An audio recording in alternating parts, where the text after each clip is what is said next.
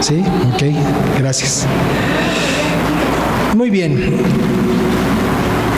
Les quería yo compartir, fíjense que es muy grato darnos cuenta. Yo no sé si se acuerdan ustedes lo que hemos estado leyendo en nuestra lectura diaria. Recientemente leímos de cómo los creyentes de Corinto habían recibido con buen ánimo, con gusto, al enviado de Pablo que se llamaba Tito.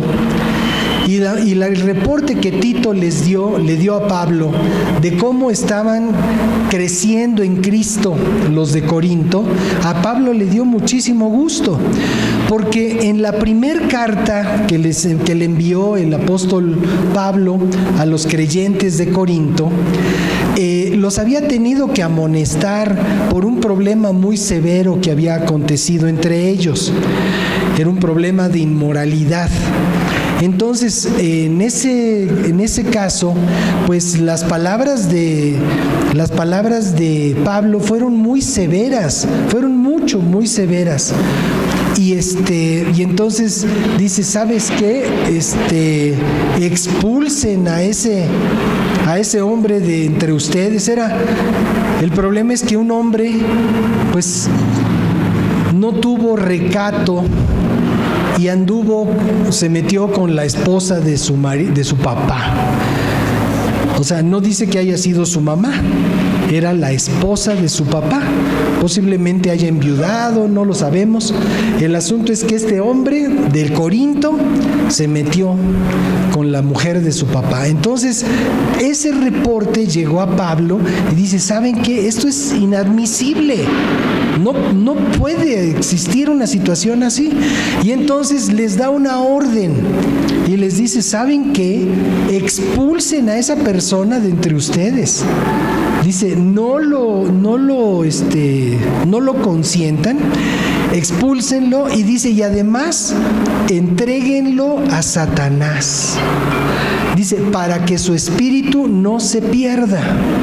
Entonces yo creo que en alguna medida, y eso ya lo habíamos comentado cuando pasamos por esa primera carta en nuestra lectura, ya lo habíamos comentado, y ya les había yo referido que es una actitud muy apegada a lo que enseñaba la ley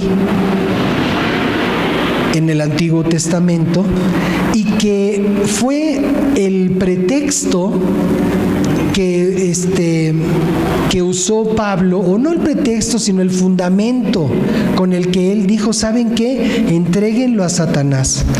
Y yo pienso que en alguna medida eso vino a ser fundamento también para la Inquisición, esas palabras, ¿no? Dice, porque es mejor que sufra tormento a que se pierda su espíritu.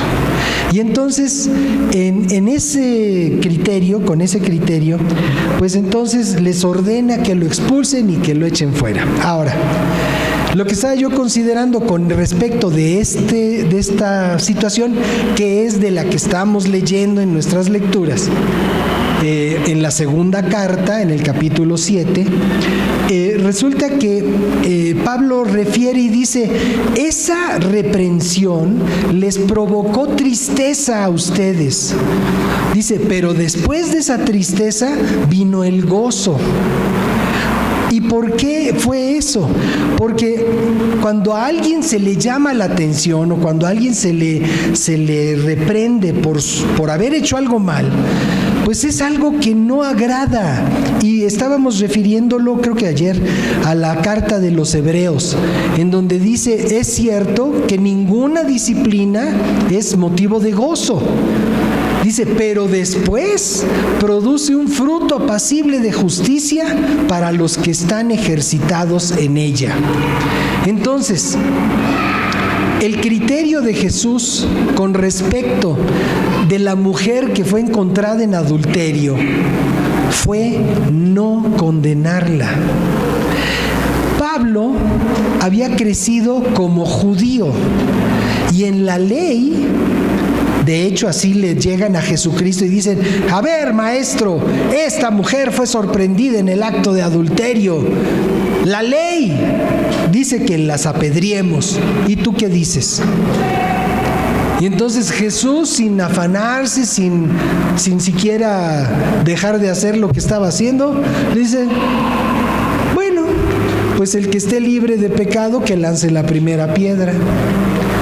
Y entonces dice que de uno por uno, desde los más viejos hasta los más chavitos, dice, fueron tirando ahí su piedrita y se fueron.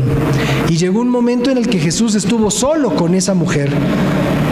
Y ahí en donde la habían presentado estas gentes, y entonces le dice: oye, mujer, ¿dónde están los que te acusaban? Dice: pues ya se fueron, Señor.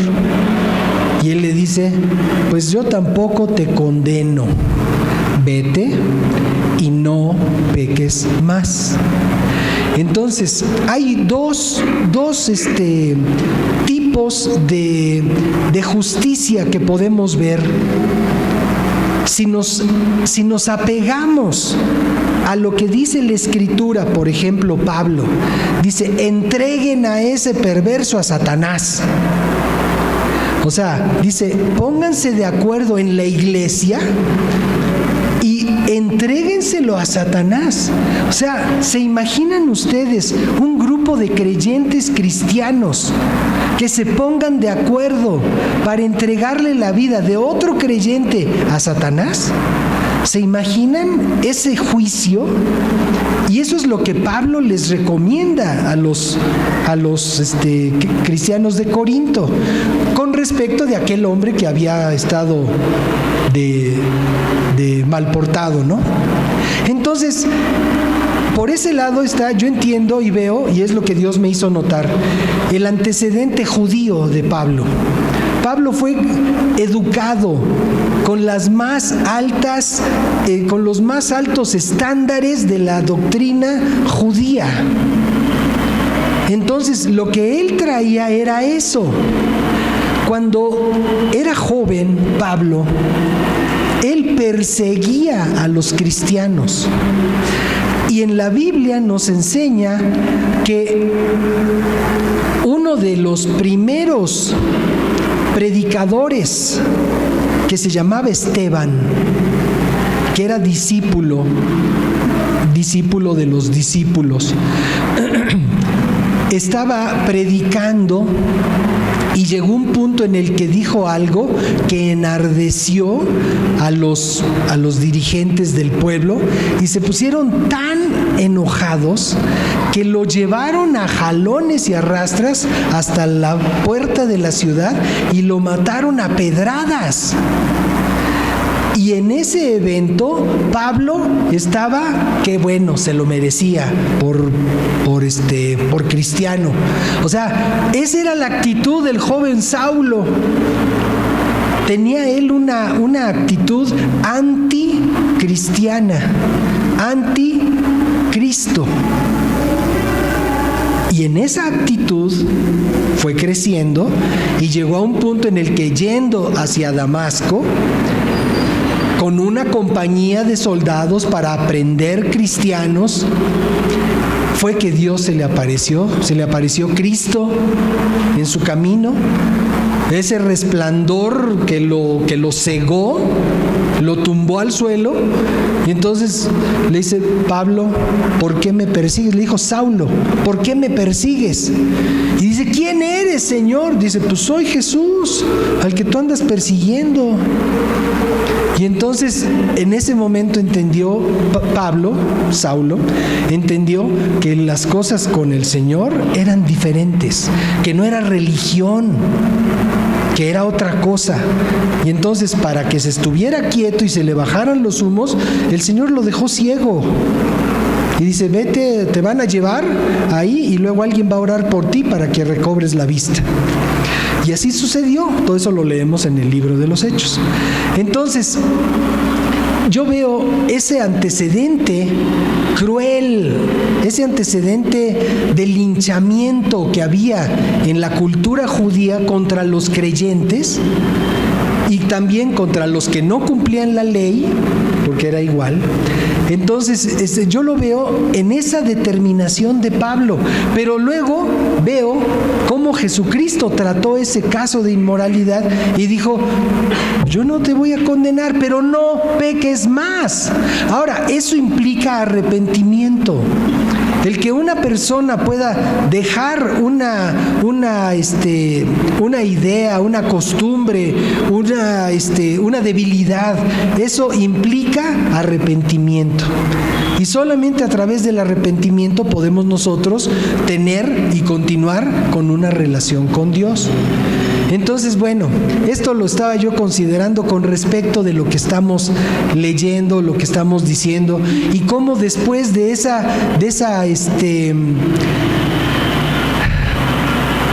llamada de atención tan severa que le hizo Pablo a los de Corinto, ellos pudieron tener nuevamente gozo, porque de entrada, cuando te llama la atención, eso cae gordo que te digan qué hacer, cae gordo que te digan lo hiciste mal, cae gordo. Pero una vez que nosotros asimilamos la corrección, entonces podemos continuar en nuestra comunión con Dios, y eso trae restauración a nuestro corazón. Entonces, una vez que viene la restauración, empieza a haber un nuevo gozo, una nueva alegría. Ya no nos sentimos perseguidos por Dios, sino que ya nos sentimos objetos de su amor. Porque Dios dice: al que ama, disciplina.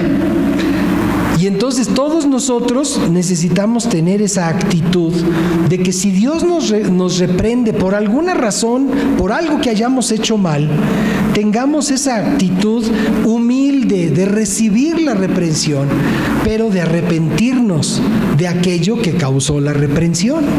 Y entonces continuar en nuestro andar con Cristo para poder llegar al fin que estamos esperando, que es alcanzar la estatura del varón perfecto en Cristo.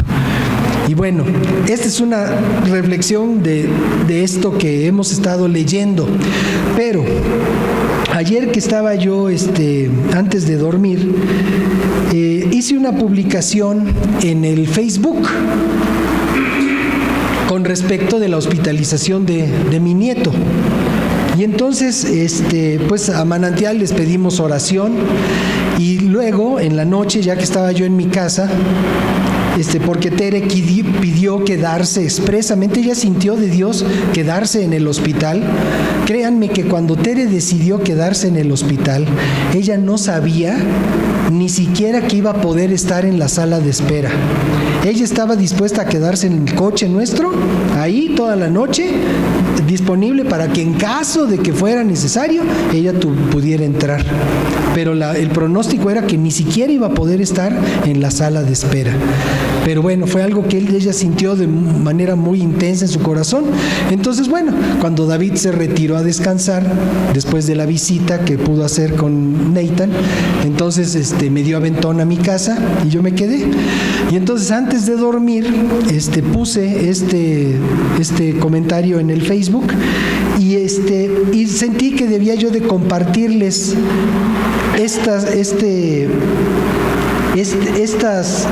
estos comentarios que me hicieron algunas personas en Facebook. Les escribí así, les dije: queridos amigos y hermanos, les agradecemos, unan su fe a la nuestra para bendecir la vida de nuestro pequeño nieto Nathan, de 6 años, que está hospitalizado desde hoy por la mañana por problemas respiratorios. Según nos informaron los médicos, tiene 2 problemas simultáneos, uno por inflamación de los bronquios y otro de un cuadro de asma. Espero no equivocarme al referirlo. Pero como nuestro Dios es nuestro sanador, estamos clamando por una muy pronta recuperación y confundiendo toda obra del enemigo en su contra. Muchas gracias. Y puse una fotografía de mi nieto ahí en el hospital. Entonces, pues hubo mucha gente que respondió, que hizo comentarios al respecto. Y algunos se los quisiera yo mencionar. Son gente de todos lados, muchas personas que hemos conocido a través de los años, y algunos son familiares, otros son hermanos en la fe, pero bueno, fueron casi 190 comentarios que recibimos. Desde aquellos que ponen solo las manitas como símbolo de que están orando, y otros más. Dice una mujer, dice: claro que oraremos, pulmones nuevos para Nathan. O sea, pulmones nuevos. O sea, y bueno, ahorita les digo por qué me llamó la atención esto. Una persona que conocimos, un matrimonio que conocimos hace 2 años, de una manera sumamente casual. Ellos nacieron en la religión, en una familia judía. Y entonces ella, sería padre comentarles cómo nos conocimos y eso, pero algunos de ustedes ya saben. Pero ella, la mujer, la esposa, nos escribió: queridos amigos, todas mis oraciones por el pequeño Nathan. Y escribió: Refúa Shelma, con mucho ánimo y fortaleza para la familia. O sea, para los judíos, uno de los nombres de Dios es Jehová Rafa, que es nuestro sanador. Entonces ella, dentro de su cultura judía, me escribe así, dice: Refúa Shlema, mucho ánimo y fortaleza para la familia. Muchos dicen que sus oraciones están con nosotros y a favor de Nathan. Otros dicen: declaramos salud divina y sea sano en Cristo Jesús. Dice una señora que es pastora en Mexicali. Porque esa es otra cosa muy linda del Facebook. O sea, tenemos comentarios de muchos lugares diferentes, no solamente de aquí. Esta señora pastora allá en Mexicali nos escribió, dice: nos unimos en oración con ustedes, esperando ver la manifestación del poder sanador de Dios en su vida. O sea, el concepto, o sea, ¿qué es lo que nosotros podemos declarar por nuestra experiencia en Cristo?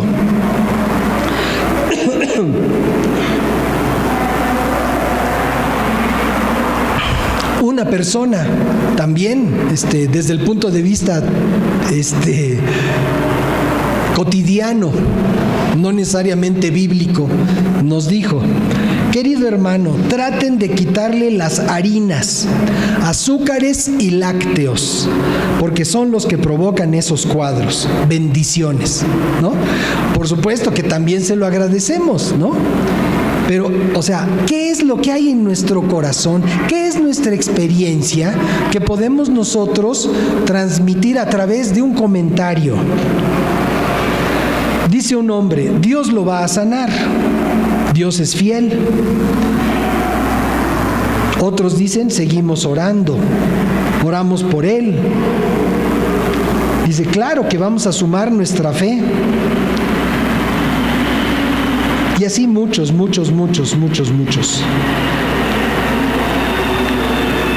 La idea es mencionarles los que considero claves. Dice: sanidad total en el nombre de Cristo Jesús.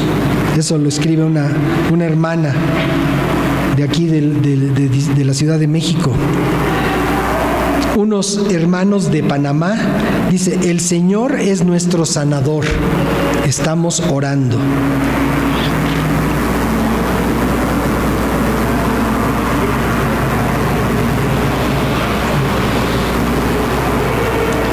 Hay un hombre que es pastor en Poza Rica y que está padeciendo cáncer. Y se acuerdan que hace poco David compartió la canción de la fe. Entonces, después de que David compartió la canción de la fe, yo sentí en mi corazón mandarle ese link, ese MP3, para que él lo tuviera, porque en algún momento de nuestra historia de conocernos, aquel varón conoció un canto que Dios me dio, y cada vez que nos vemos, que es cada año, cada 2 años, así, en una reunión que hay aquí de liderazgo, el hombre siempre que me ve me empieza a cantar.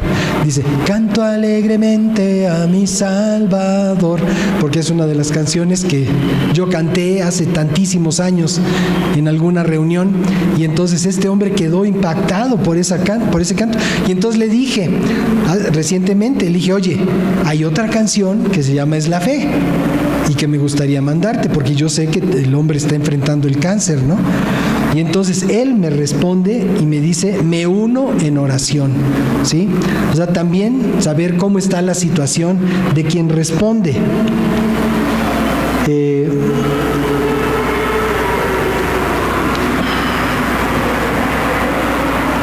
Muchos se unen, muchos que Dios haga su obra en su vida. Otra mujer me responde y dice, la sangre de Cristo tiene poder.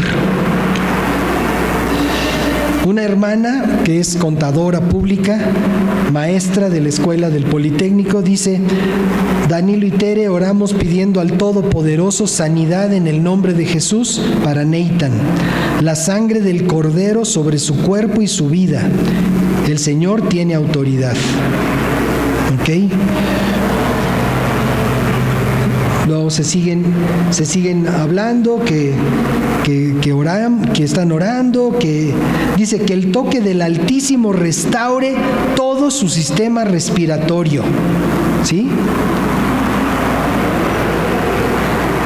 Hubo una persona que no entendí su mensaje, y también pues estoy leyendo los principales, dice, mucha luz verde del arcángel San Rafael para su salud. O sea, ¿qué está pensando esa persona? No tengo la menor idea, pero pues qué linda, ¿no? Quiere contribuir. No sé ni quién es. Pero la luz verde del arcángel. Entonces, ¿qué más?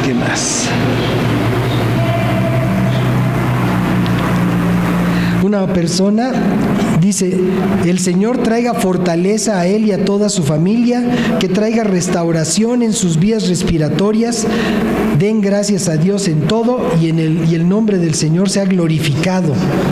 Un gran abrazo. Muchos que hablan sanidad, alguien me dice, cuenta con ellos, Salmo 23. Declaramos sanidad sobre Nathan, declaramos guardada su vida y libertad en su cuerpo. Bueno, una que considero muy particular, la oración del pastor Aaron Kolb. El pastor Aaron Kolb es un hombre que nos ha bendecido muchísimo a lo largo de 40 años que tenemos de conocer al Señor. Él era misionero cuando nosotros conocimos a Cristo y hemos seguido en una comunión muy buena con Él. Escribió y dice, desde ahora unimos nuestra fe y oración, creyendo que el Señor lo levantará, y cancelamos en tu nombre, Jesús, todo reporte negativo, declarando olas de milagros sorprendentes sobre Nathan. Ángeles de Dios son enviados a traer la provisión necesaria. Ahí está hablando de la provisión económica, porque la hospitalización cuesta. Gracias a Dios es un hospital de la Secretaría de Salud y el costo va a ser mínimo, en realidad, en comparación con otras cuentas de hospital que hemos enfrentado alguna vez, ¿no? Pero me dio mucho gusto ¿Cómo decía él estas palabras? Y bueno, pues así podría yo seguirles relatando. Pero lo que quería yo es considerar qué es lo que nosotros tenemos en nuestro corazón. ¿De qué manera? O sea, cuando alguien nos pide que oremos, el otro día Ramón nos hizo favor de enviarnos una oración tremenda. También estábamos orando por Erika, ¿no? Fue con respecto de Erika. Y una oración tremenda, o sea, con mucho fundamento en la palabra de Dios. Y entonces tenemos nosotros la oportunidad. Ahorita estábamos en la clase y por eso es que se hacen esas conexiones que Dios quiere que se hagan. Estábamos en la clase orando, estudiando con respecto de aquellos que son avaros. Dice, no procures andar con el avaro. Dice, porque te va a sentar en su mesa. Dice, te va a servir de sus platillos muy delicados. Dice, pero su corazón no está contigo. Dice, su corazón en realidad no te ama, aunque te diga, come, bebe. Dice, su corazón no está contigo. Dice, y todo lo que comas vas a acabar devolviéndolo. Dice, y tus palabras suaves, dice, se perderán, ¿no? O sea, las palabras que nosotros hablamos tienen poder, tienen autoridad, porque somos hechos a la imagen de Dios. Y Dios dijo, sea la luz, y miren nada más, todo lo que creó el Señor. O sea, a nosotros nos toca el calor y la luminosidad de una estrella como el Sol, ¿no? Es lo que alumbra nuestro sistema. Pero hay miles de sistemas, hay miles de galaxias. Y todo surgió de la palabra cuando dijo Dios, haya lumbreras en la expansión.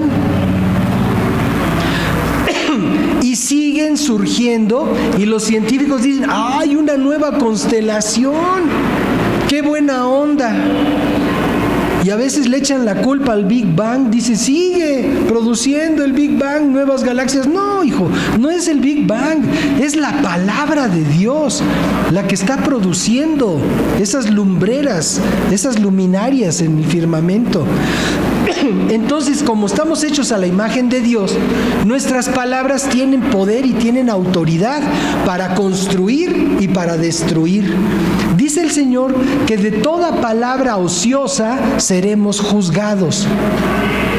Por eso no debemos nosotros de usar nuestras palabras de una manera ligera. Y sobre todo cuando se trata de referirnos a Dios o a lo que Dios puede hacer. Entonces, al irnos a la palabra, ¿de qué manera podemos nosotros dirigir nuestras palabras al Señor? Bueno, vamos al Evangelio de San Mateo, por favor, en el capítulo 6. Ahí donde el Señor nos enseña a orar. ¿Se acuerdan ustedes?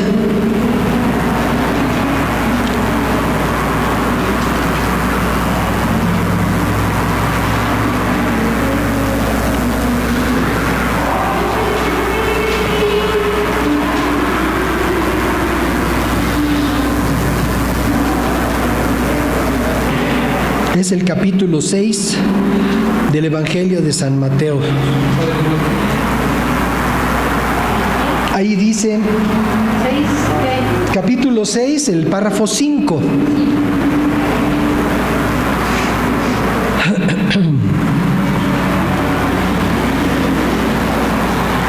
Dice así, y cuando tú ores,